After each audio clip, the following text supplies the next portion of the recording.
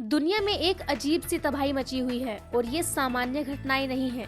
इस तरह की आपदाओं का अनुमान किसी ने भी नहीं लगाया था।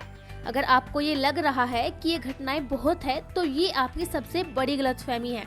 क्या आपको पता है कि आने वाली प्रलय का मंजर कैसा होगा? अगर नहीं तो चलिए जानते हैं इस वीडियो में।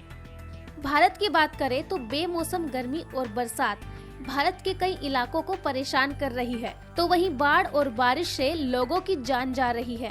केरल में अक्टूबर के महीने में बाढ़ से कम 42 लोगों की मौत हुई, तो दूसरी तरफ अक्टूबर में ही उत्तराखंड में बाढ़ आई।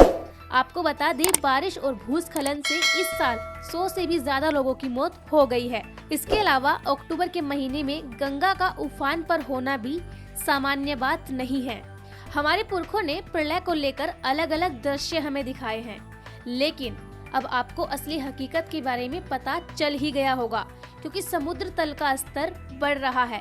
इसके अलावा साल की शुरुआत में ही स्पेन की राजधानी मैड्रिड में रिकॉर्ड तोड़ बर्फबारी हुई, जिससे पारा लुढ़क कर -25.4 डिग्री सेल्सियस तक पहुंच गया।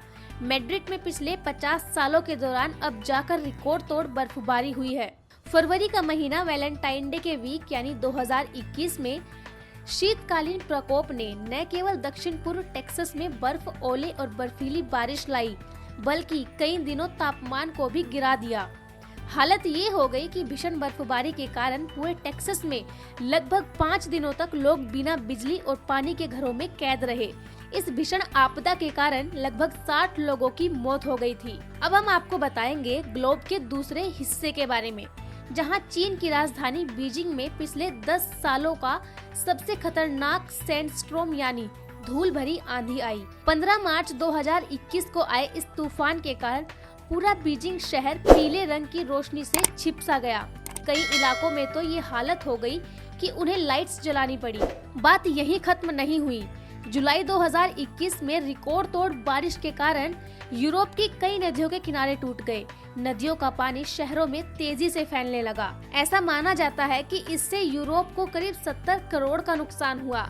इस बाढ़ की चपेट में आकर 200 लोगों ने अपनी जान भी गंवा दी। अब बात करते हैं अगस्त के महीने की, जिसमें ग्रीस, तुर्की, इटली, स्पेन और लेबनान के जंगल एक एक करके जलने लगे। इस साल अमेरिका के कैलिफोर्निया स्टेट को लगातार दूसरे बरस अपने इतिहास की सबसे वाइल्ड फायर यानी जंगली आग का सामना करना पड़ा।